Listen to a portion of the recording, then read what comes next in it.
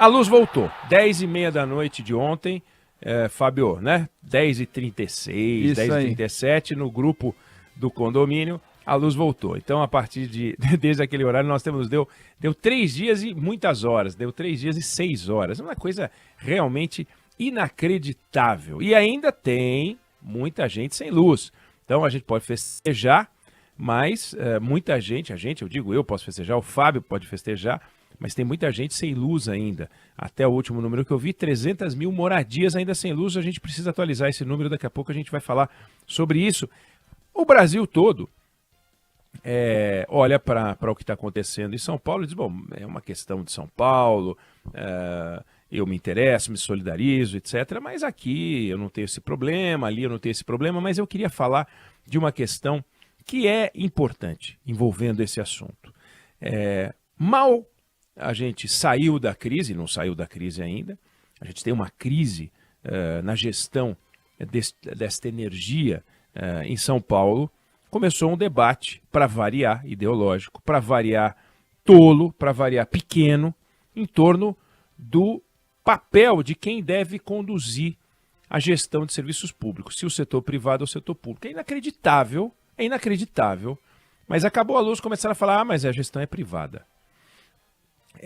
Se fosse do governo, então, como o governo de São Paulo fala em privatizar a Sabesp, que cuida de saneamento, já começou, tá vendo? Vão privatizar a Sabesp. Olha só, a energia elétrica sendo prestada em São Paulo por privados, olha que confusão que está. E essa é uma doença brasileira. A doença brasileira pega um problema real e cria um problema ideológico atrás dele. Pega um problema que afeta a vida das pessoas e coloca um problema, uma discussão que afeta o boteco da política nacional. Eu sou a favor da privatização. Eu sou contra a privatização. Você está a favor da privatização? Eu sou. E você? Eu sou contra. É ridículo. É absolutamente ridículo. Há certas discussões que, se a gente tiver neste campo do fla-flu, vai ser uma piada. É um negócio que não faz o menor sentido. Existem coisas que são indiscutíveis e que levam a um determinado movimento. E um deles é a privatização.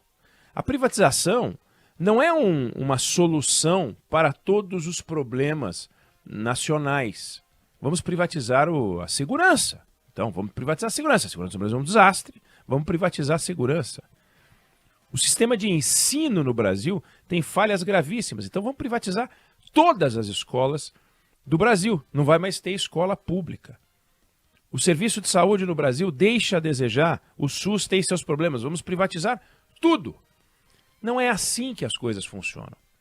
Mas tem certas coisas que, para o Estado fazer, ele precisa fazer uma injeção de recursos que ele não tem.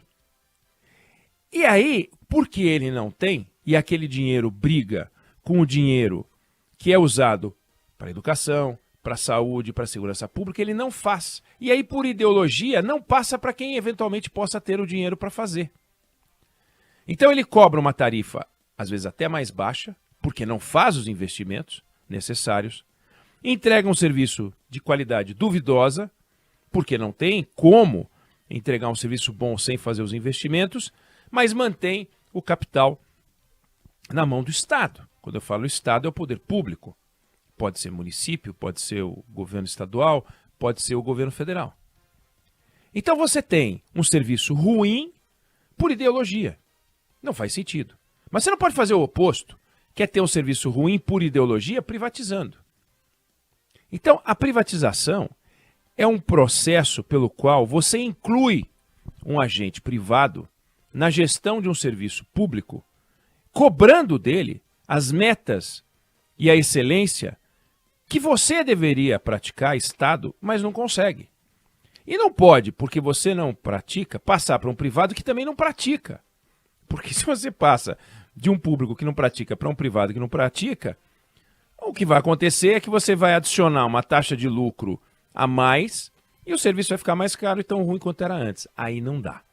Então, a mudança de propriedade do prestador de serviço, o controle do capital do prestador de serviço, só faz sentido ser feita do público para o privado se o privado entregar algo que o público não entrega. Ainda que e necessariamente vai aumentar o custo, porque o Estado deixa de fazer durante um tempão o trabalho necessário. Então você pega, por exemplo, na área de saneamento básico, isso é comum acontecer. O Estado tem lá a sua empresa e ele vai fazendo um serviço de saneamento ruim, vai entregando a água por um preço mais baixo, muitas vezes, só que não troca o cano, deixa a coisa enferrujar, serviço de baixa qualidade, perda de água, que é um absurdo, é um crime ambiental. Aí faz a licitação, faz a concessão do serviço público, ganha uma empresa privada e a empresa privada começa a trocar os canos. Começa a rasgar a cidade inteira. As pessoas ficam bravas porque a cidade começa a ser rasgada. Aí troca um cano que estava vazando e bota um cano novo. Ao trocar aquele cano que estava vazando e botar um cano novo, por exemplo, que não é por uma virtude privada, é o gestor. Se fosse um público fazendo isso, também ia acontecer a mesma coisa. A água começa a andar com mais pressão, porque afinal não tem perda naqueles canos, e começa a estourar cano velho em outros lugares. Aí fala, tá vendo? Passou para o privado, tá tudo estourando. Quando era do governo, não estourava. Quando era do governo, tinha desperdício de água. Absurda, 40%, 50%, é uma coisa criminosa. Então, para você reduzir o desperdício de água, você tem que trocar os canos, para aumentar a eficiência, você tem que trocar os canos. Isso é um investimento que o Estado não fazia. Quem é que paga a conta? Quem paga a conta é quem recebe o serviço, é o consumidor. Que antes pagava uma conta menor, tinha um serviço de mais baixa qualidade, porque afinal ele era parceiro de um desperdício e muita gente ficava sem água e sem rede de esgoto, e é assim que funcionava. Na forma de impostos, todo mundo financiava a empresa pública que distribuía água de baixa qualidade, com um serviço de esgoto de baixa qualidade para uma parcela da sociedade, deixando um monte de gente de fora. A hora que você passa a concessão para o setor privado, ele passa a ter metas de universalização, ele passa a ter uma série de metas, e essas metas todas acabam impactando na conta. É inevitável. Essa conta deveria ser a conta que o Estado deveria cobrar, a gestão pública da empresa deveria cobrar, mas não cobra, porque sabe que misturar cobrança com voto não é bom, então eu quero o seu voto, eu cobro pouco. E te engano duas vezes. Te engano fingindo que trabalho direito e te engano tomando com o seu dinheiro e o seu tempo e o desperdício, toma o seu voto também. E assim vive-se um conflito que muitas vezes, quando você faz o processo de separação, em que o Estado passa a ser o fiscal da iniciativa privada, você tem um parceiro teu, que é o Estado, olhando para o privado. Agora, a privatização do serviço público é o último ato do poder estatal sobre aquela companhia. O processo e o contrato de privatização, a licitação e o contrato de privatização, tem que ser muito bem feitos. Tem que fazer um inventário para lá de preciso, não apenas colocando, por exemplo, olha, você tem tantos quilômetros de rede, tem que aumentar o tantos quilômetros de rede, mas tem que fazer o levantamento de qual é o gasto necessário e obrigatório para que o serviço fique bem feito e não apenas obter a maior grana no processo de outorga. Aí a concessionária paga um dinheiro, que ela sabe calcular quanto é, não tem que fazer todos os investimentos que um contrato bem feito eventualmente poderia impor a ela, e vai levando dizendo que está atendendo o contrato e, em geral, está atendendo o contrato. Se você olhar o desempenho de todas as empresas concessionárias, e são dezenas de concessionárias na área de energia elétrica, distribuição eu estou falando, você sabe que o setor elétrico tem a geração, que tem muito privado já, você tem a transmissão, que também tem privado, e você tem a distribuição, que é o que acontece nas cidades. E aí, é evidente que na área de energia elétrica, a gente brincou, a gente bobeou, porque não dá para conviver fio com galho. Fio e galho não funcionam. Então agora surgiu, depois desse desastre que aconteceu em São Paulo e poderia acontecer em outras cidades, descobrimos que existe uma chamada questão arbórea. Questão arbórea. Eu nem sabia que existia uma expressão questão arbórea. descobrimos uma questão arbórea. Árvores existem. Olha que coisa maravilhosa. Árvores existem. Eu não sabia também que árvores existiam. Eu descobri agora, com essa crise. A árvore existe. E a árvore cresce. E a árvore tem galho. E a árvore tem folha. E o vento bate na árvore e ela balança. Tirando as árvores que aparecem no fundo da imagem onde eu estou, vocês vão ver que as árvores desse meu fundo não se mexem, porque elas são disciplinadas. É por controle remoto. Eu aperto o botão, elas param. Aperto o botão, elas mexem. Eu apertei o botão para parar. Quem estiver vendo pelas redes sociais vai ver que eu apareço numa sala, uma das salas mais modestas da minha casa. Tanto a água ao fundo quanto as árvores ao fundo não se mexem, porque elas estão esperando eu terminar de falar para não atrapalhar, senão fica aquela ventania. Mas a árvore normal venta, ou ela mexe. E todo mundo sabe disso. Sempre soube, inclusive quando assinaram os contratos de concessão. Existem imprevistos? Existem. Por exemplo, furto de fio. Se começa a ter muito furto de fio, é evidente que isso gera uma despesa inesperada para a concessionária. Começa a furtar fio demais. A inadimplência vai na casa do chapéu porque o Brasil entrou numa crise. Óbvio, você tem que falar em reequilíbrio do contrato, porque aumentou a taxa de inadimplência, não pela baixa prestação de serviço, mas porque aumentou a inadimplência. Então, a empresa privada, ela não pode ficar com a bucha.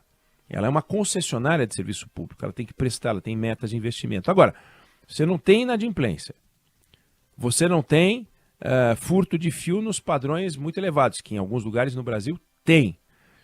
Aí você vem argumentar questão arbórea? Desculpa, a árvore sempre existiu. E os fios correndo entre os galhos da árvore sempre foram um grande problema. Que na sexta-feira passada, na cidade de São Paulo e em outras cidades do estado de São Paulo, mostraram que é um nó. Não dá, não dá. É que nem garfo com macarrão. Prende, não tem como. Então é preciso separar o fio, seja fio estatal, seja fio privado, da árvore, que não é nem privada nem estatal. A árvore é da natureza. Tem que separar a natureza da coisa artificial. A coisa artificial, que é um fio, não pode estar junto com a árvore.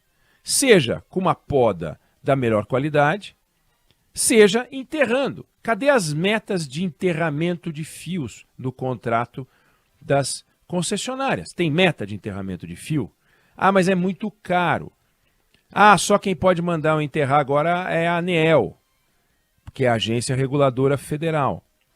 Então, no fundo, o problema não é se o serviço é privado, se o serviço é público, porque a concessionária de serviço, ela sendo privada ou pública, ela faz um contrato, ela tem uma obrigação. Não importa quem é o dono do capital. A Sabesp tem um compromisso e ela é pública. A Enel ou a Light, que é uma tragédia no Rio de Janeiro, elas têm contratos e elas são privadas. São concessionárias, todas são concessionárias de algum tipo de serviço público, seja uma empresa privada ou não, ou pública. Então, a qualidade deste contrato é fundamental e é sobre isso que o Estado tem que se debruçar. Será que os contratos que eu tenho são feitos para eu receber o maior dinheiro na hora que eu faço uma eventual privatização, desobrigando a empresa de prestar o melhor serviço? Será que é o consumidor, o cliente, as pessoas, o cidadão, que estão no eixo central do debate da prestação de serviço público?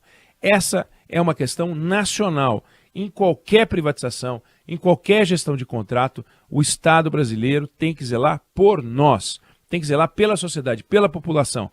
E o que a gente viu é que a gente tem um festival de desculpas, em que o que tem que podar a árvore fala mal do que tem que cuidar do fio, o cara que tem que cuidar do fio fala mal do que tem que podar uma árvore, e nós ficamos com as árvores e os fios embaralhados e acabando e tirando a luz das pessoas. Hoje, estamos falando de algo que atinge o estado de São Paulo, mas que já atingiu outros lugares. Basta uma árvore cair em alguns lugares, basta 2 ou 3.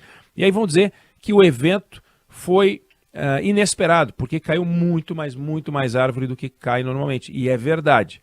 Agora, não temos plano de contingência para eventos inesperados. A gente só vai ter planos de contingência para eventos esperados. Claro, 60 vezes mais árvores talvez seja um absurdo, ok. Então, transparência nas relações e não essa empulhação que a Enel fez, no caso a operadora, a concessionária de São Paulo, fez na relação com o prestador de serviço, com o cliente. É diferente do que acontece em outros lugares? Não. E aí as agências reguladoras, que são os nossos olhos para em quem a gente tem que confiar a fiscalização, e vale para empresa aérea, plano de saúde, indústria farmacêutica, telefonia, energia elétrica, água e luz. Para tudo tem uma agência reguladora. Para tudo tem uma agência reguladora.